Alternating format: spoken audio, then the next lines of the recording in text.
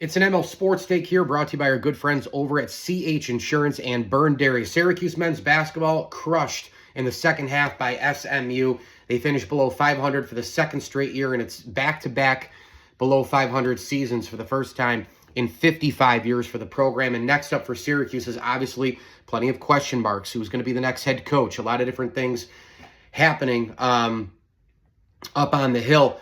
I just don't understand, and this is maybe the, 8th, 9th, maybe more, 10th time we've seen it this season, where you're within a point or a few points and you lose by a lot of points. You get dominated in all facets of the game. I mean, SMU, you had Pierre Jr., he had a bunch of runs in the second half, but how do you go from within 1 point to completely not competitive mostly in the second half? And I know there were a couple of moments, the alley-oop stuff, White threw one down. I thought Kings came to play early in the game and overall had a pretty good game.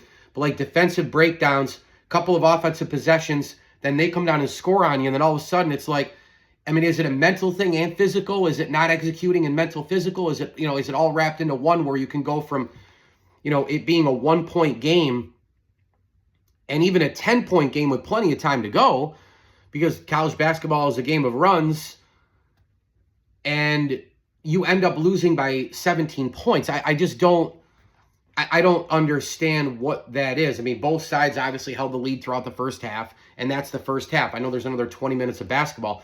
I just don't know how you can go from being within 1 point and even a few points in that second half. I just don't understand it. SMU killed them on the glass overall, killed them on the glass offensively, killed them in the paint. All their starters basically had the points.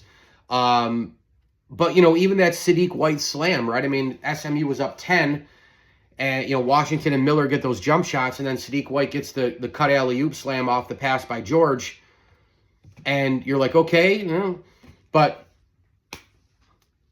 they just completely fall apart. I mean, it's amazing how you just blink, and you're they're down 12, they're down 14, they're down, and this has been going on all year. So, I guess it was fitting that they lost that game that way. We'll have to see what happens with the future of the program.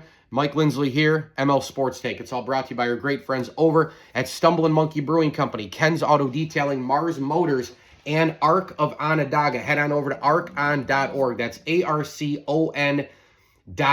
You can donate to Arc of Onondaga today. Just a great program.